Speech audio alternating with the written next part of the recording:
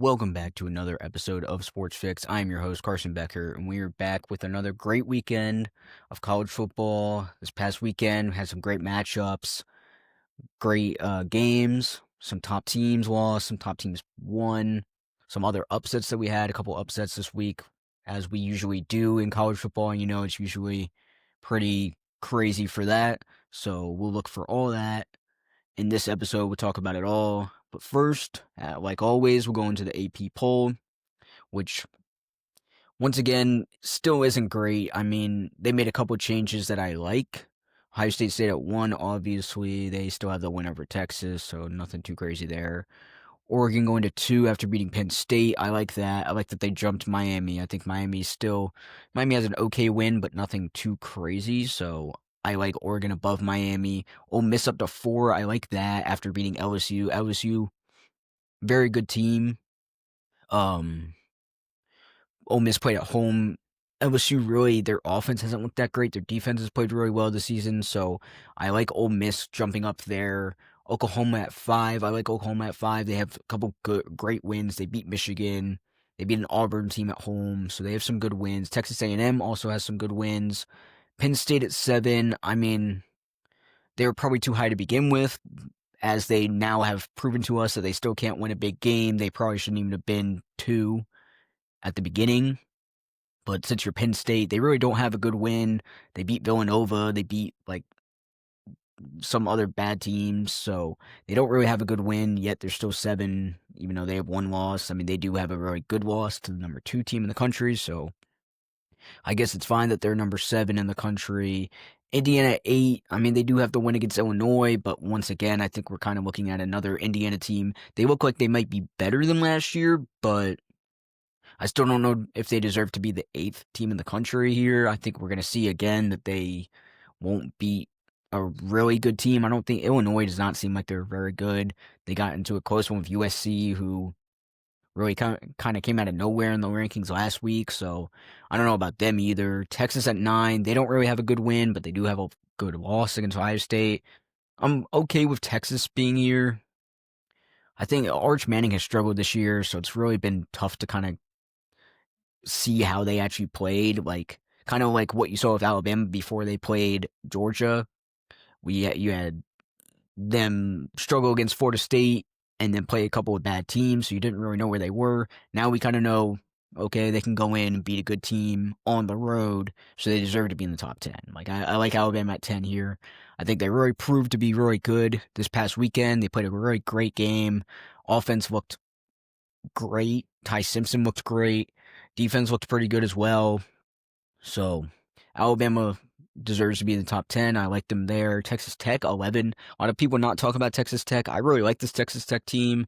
They're a very good team. They have they have a couple of good wins. They have a good win, top 25 win. So I like Texas Tech at 11. Georgia at 12, coming off the loss to Alabama, so they're going to drop a little, 5 to 12, I mean. So have the 1 loss to Alabama, drops basically right below Alabama. I don't mind it as much. Georgia has a good win against Tennessee, so I can see them still being at 12. LSU at 13, losing to Ole Miss. I mean, it was a great game. They still have played really well this season. Their defense looked very good. I think it's their offense that struggled a little bit, and they kind of need to figure out how to put up some points on the board before they can really break into one of those really good teams there. Iowa State at 14, I don't mind that. They looked pretty good. Nobody's talking about Iowa State. They're 5-0. They have a great win against Kansas State early in the year. Tennessee at 15, also had a great season. Lost to Georgia in a heartbreaker at home. Really probably should have won that game, so look for Tennessee to stay really good. Vanderbilt at 16, 5-0. Vanderbilt, I think, is another team that's going to be really good. They have to go play a tough game in Tuscaloosa this coming weekend, so that will be a true test for them and Alabama as well. See if they can play well at home as well. Georgia Tech at 5-0. They struggled in a game against Wake Forest this past week, so I don't mind the drop to 1. 18, Florida State. They dropped 10 spots after losing to UVA on the road. Florida State, I don't know. I mean, they looked really good. Tommy Castellanos looked really good, but it's kind of just, I don't know. You can't lose to UVA and expect to stay in the top like 15. I don't even know. 18 might not even have been far enough to drop for them. I don't know. I think they probably should have dropped a little farther. I think they should drop behind Missouri at least, and maybe even Michigan. Michigan has a better loss than them. So that's just my thing. Notre Dame at 21, they're 2-2 at 21 just because they're Notre Dame. They got to keep them in the playoff race. If you don't keep them in the playoff race, then what do we have? We got to have Notre Dame in the playoff race. I mean, so I don't understand how they're still in the ranking, but whatever. Illinois at 22, 4-1. Don't mind that. They did not look good against Indiana, but have played well throughout the rest of the season, even though they haven't really played anybody. BYU at 23. Don't mind that. UVA jumping into the ranking. I like that. 4-1. Arizona State jumping back into the ranking at 25. Also 4-1. I don't mind that. I think my biggest thing is Penn State started at 2, so you can't really drop them farther than where they are. They started at like 2. They were 3 this past weekend, so you can't really drop them farther than where they are. But I think to begin with, they shouldn't have started that high anyway. And Texas really hasn't looked that good. They didn't look, Ohio State's defense is obviously really, really good, only giving up 5.5 points a game. But Texas still being in the top 10, I think is a little, I don't know. But Texas, they haven't looked that great. So, I don't know. Just by the eye test on how they've looked, they haven't really looked that good. But once again, the AP poll is just not, it's okay this week. It's not terrible. I think they did some good changes, and everybody's kind of where they should be based on where they were ranked. But I think the beginning rankings is really keeping these teams in it. I think my biggest thing is Notre Dame still being 21. If anything, they should be no higher than 25. If not, they should probably be unranked, realistically. So, I know they lost 2 close games, but I still think they should be unranked. So that's the AP poll. Once again, I'm not satisfied with the AP poll, but it's going to keep happening until we have the college football playoff poll, which doesn't happen until like week 8 or something. So maybe even farther than that, week 9 or something. But it's still just never going to be that great. So I don't know. Penn State still being at 7. James Franklin can't win a big game. I don't know. I think they should have dropped out of the top 10, but they can't because they were at because they were at 3 to begin with, so they can't really drop. And Georgia, we all know Alabama, Georgia. That was a great game this past weekend. Alabama moving up to 10 from 17. Georgia dropping from 5 to 12. And as we know, the 2 biggest home win streaks both got ended this week. Georgia was 33, had 33 straight home wins. Washington had 22 straight home wins, and both those teams lost. Georgia lost to Alabama. Washington lost to Ohio State. Now, I got a little trivia here. Can you guess who now has the longest active streak of most consecutive home wins in college football? Give you a couple seconds. You can pause the video, take a guess. Don't cheat. It's not a terribly hard team to guess, but I don't know if a lot of people guess it. I'll give you a couple of seconds here. And now you can unpause. The answer was Oregon. Oregon now has 18 consecutive wins, which is the longest active streak at home now. So that's your trivia for today. Just thought maybe I could add a little something to it. See if anybody guesses Oregon for the most consecutive home wins now that Georgia's crazy streak is over. So that's the AP poll. And I think it's been okay. AP poll, like always, is kind of just, it's not great rankings, and we kind of just blow over it until the college football playoff rankings come out. But it's all right. It will be okay. That's the AP poll for today. We will now talk about all the great games from this past weekend. But first, I got another little blurb here I want to talk about. College football, we don't have ties in college football. The NFL still has ties, which I can't believe they still have ties. And I'm just thinking, what do you guys think about ties? Do you think we should have ties in football? I don't think we should have ties. I think the NFL should implement the college football rules where they start from the 25, but I think the NFL, they should start from like the 50 or like the 45 since these kickers can kick from 60 yards.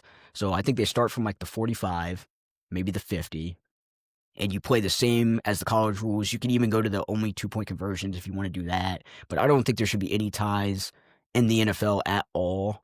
And I think it's still insane that we're still talking about ties in the NFL. So tell me what you think in the comments below. You can put comment below what you think, if we should have ties, if we shouldn't. Should they implement a different kind of tie rule, or should it go to like the college tie rule? Just tell me what you think in the comments, and we'll see what you guys think about it. But now we will get into the actual games that happened this past weekend. Starting on Friday night, we had two pretty big upsets. Not pretty big upsets. One pretty big upset, one other upset that happened in this on Friday night before the Saturday games even started. We had Florida State taking on UVA.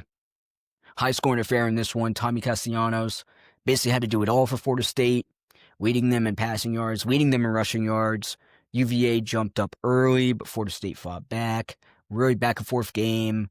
And I was really just happy to see UVA keep it a game. I was unsure if they were going to be able to stay in this game, but they really did. They really played a really great game at home. And Florida State, with like 36 seconds left, sent the game into overtime.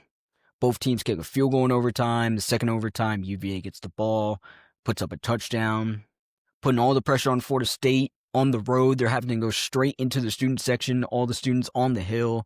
There was about 1 million of them. It was all just students on the hill ready to rush the field. And a game-sealing pick, UVA picks the ball off, and right as the defender hits the ground, all the fans rush on the field, all the students. It was probably the fastest field rush I've ever seen in my life. I mean, they were all standing right there on the hill. I mean, there's nothing to like block them or anything, so they could instantly just run onto the field, and they were instantly on the field. Huge win for UVA at home. In a crazy game to start off the weekend, UVA gets the big win. Now 4-1 on the season, 2-0 in the ACC. So a really good start for them in the ACC. They're looking like they could maybe be a team to fight in the ACC now. They got a big win against Florida State. They can keep winning, beating some of these ACC teams. I'm not sure exactly who they play the rest of the season, but they could maybe be another team in the ACC to be fighting with. And the second game on Friday night was TCU going to Arizona State. TCU sits at 24th in the country. Arizona State was unranked coming into this one. Sam Levitt looked great, throwing for 291 yards and 2 touchdowns. Arizona State was down 17-0 early in this one. But 2 interceptions from Josh Hoover puts Arizona State back into it, and a 23-yard field goal with a minute left is enough for the win. Arizona State gets the ranked win as the Horned Frogs fall. Arizona State 27, TCU 24. A huge win for them, staying undefeated in the Big 12, and they end up ranked in these rankings. The rankings now, they're now ranked, so look for them to be back and good. We know they have the one loss to Kansas State early in the year, so look for Arizona State to kind of come back and maybe be one of those teams that looks a lot better. They didn't look great in that first game, but really, who did look great in their first game? I mean, not a lot of teams that like actually played somebody looked that great. So look for Arizona State. We next go to the Big Ten with number 21 USC going to Champaign, Illinois to take on the Fighting Illini. Sitting at 23rd in the country is Illinois. Great game, very back and forth game. Came down to the last possession. I was unsure how good this game was going to be.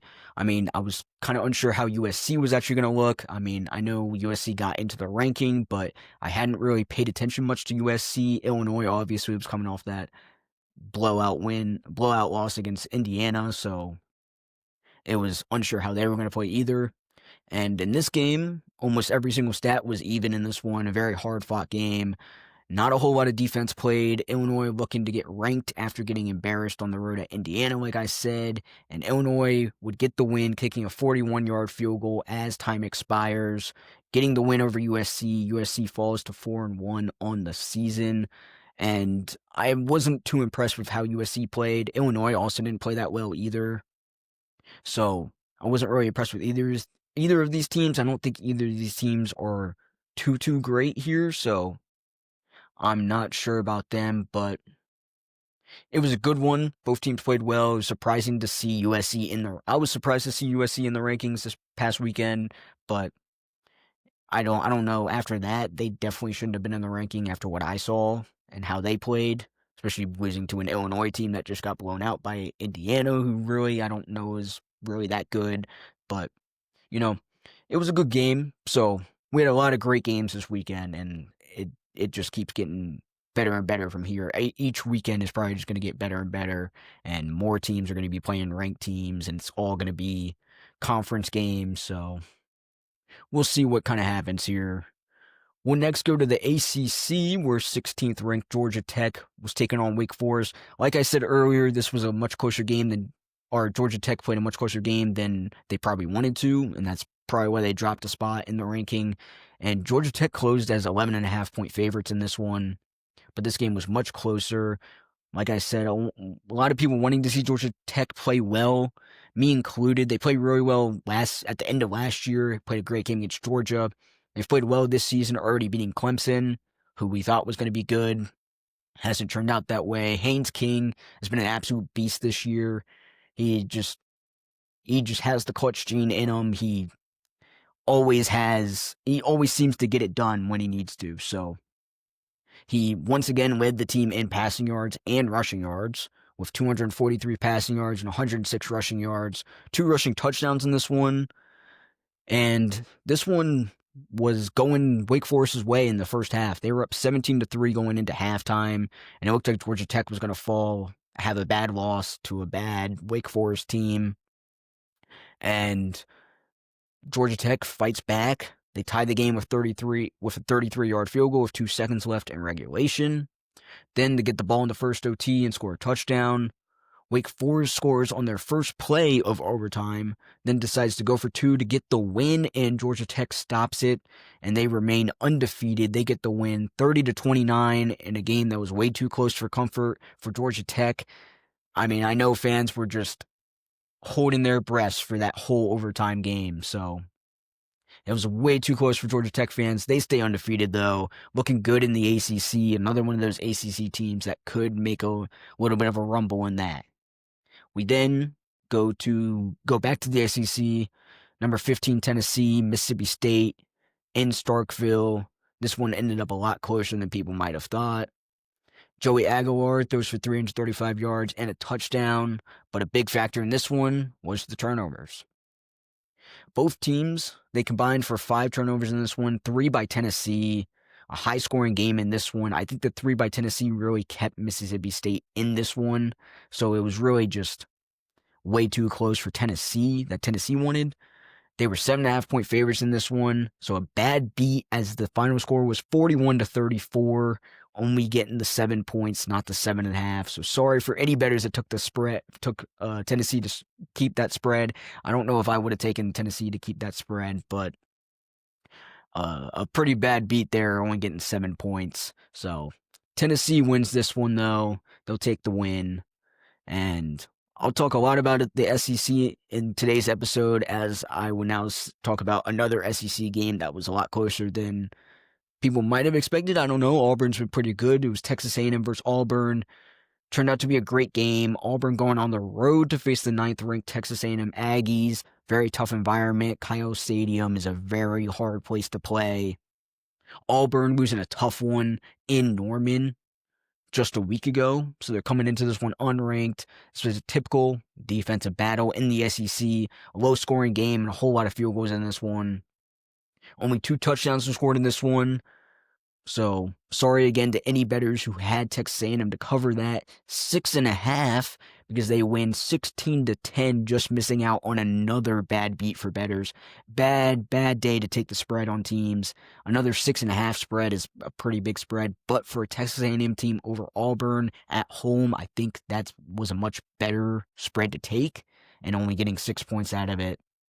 So, a bad day to take the spread if you're a bettor, and hopefully you didn't, because we had a whole lot of great matchups this weekend, and here's another one that I will talk about, going right back to the SEC.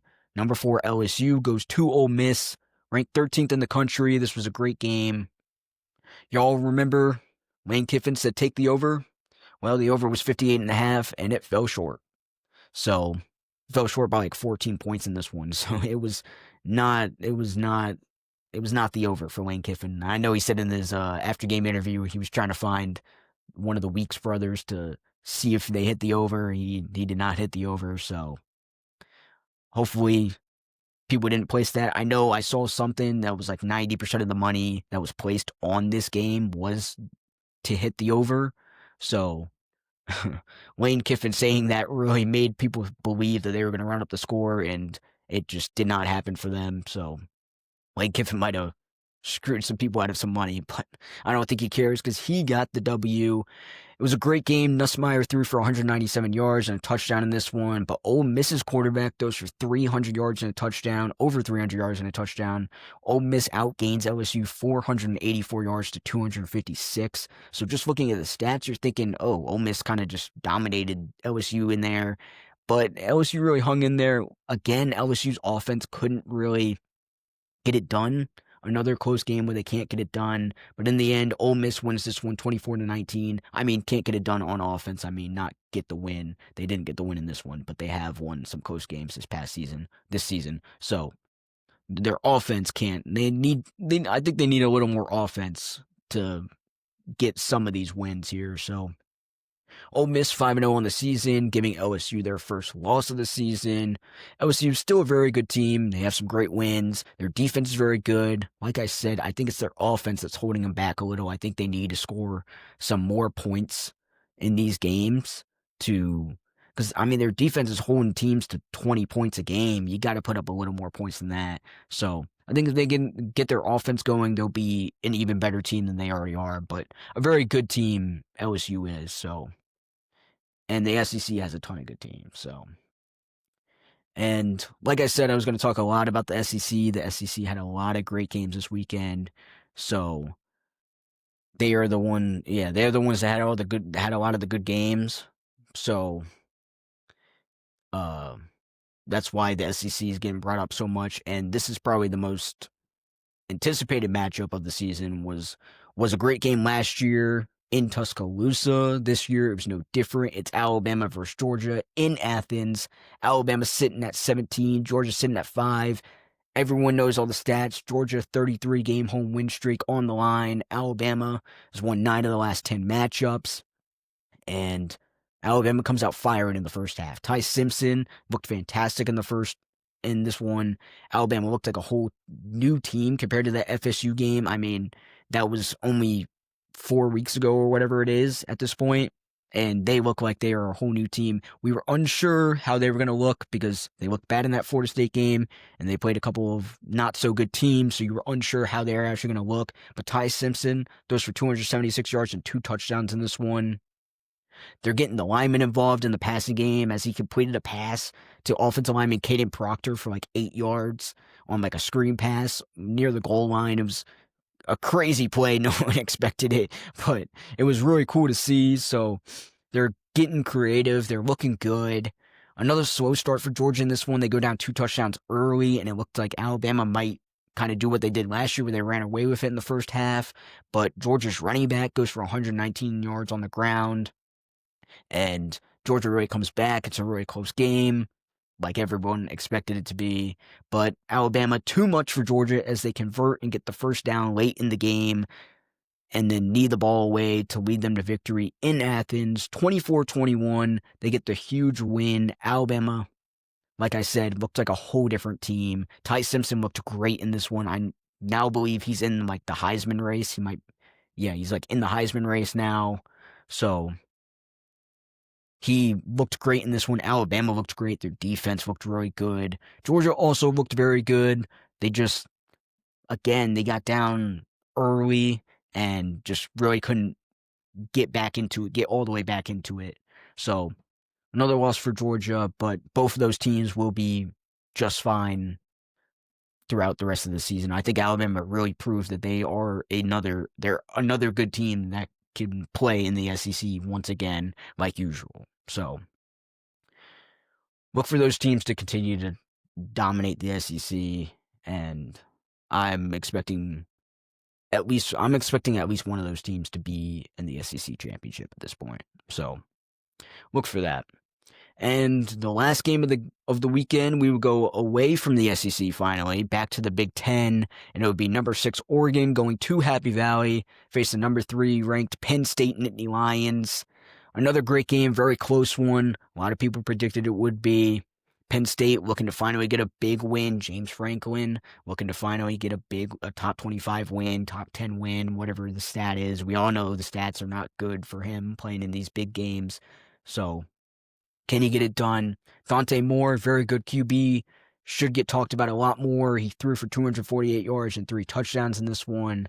If you had the over, you just barely got it in this one. So finally we have a good bet on people. I don't know if a lot of people took the over in this one, but it wasn't a bad beat. Unless you took the under, then you got another bad beat because it beat it by like 1 point or something. But Drew Allar looked okay in this one. He still hasn't looked impressive this year. And James Franklin forwarding in big games was held true in this one as well. This one does go into overtime, where both teams score a touchdown. Then Oregon gets the ball first in the second overtime, scores right away, and Drew Allar throws a pick at the end of the game, or to end the game in the second overtime. Penn State falls, losing 30-24 at home. Another big game for James Franklin, and he can't get it done. And once again, they're going to have another... I mean, they were saying like it's like national championship or bust basically at this point. They started at second in the country, so everybody's thinking. A lot of people had them predicting to go semifinal national championship game, and if you can't win a whiteout night home game against a top 5 team, you're not going to win probably another game. That's a big game like that. We saw them lose their first big game that they played last year against Ohio State, and then their second in the playoff against Notre Dame. And a game they really shouldn't have lost in regulation, at least. Maybe if the game went into overtime, but they really shouldn't have lost that one either. But once again, Penn State can't get it done. Oregon's looked very good. Dante Moore, very good quarterback. I like him a lot. He is a quarterback nobody's really talking about. Oregon really wasn't talked about that much until this game. Now people are going to start talking about him, not that they have a great win. But that is all the games I will talk about in this episode. And if you're enjoying these videos, leave a like, hit the subscribe button so you don't miss any of the new episodes coming out. And thank you for watching. I am Carson Becker, and I will see you next time.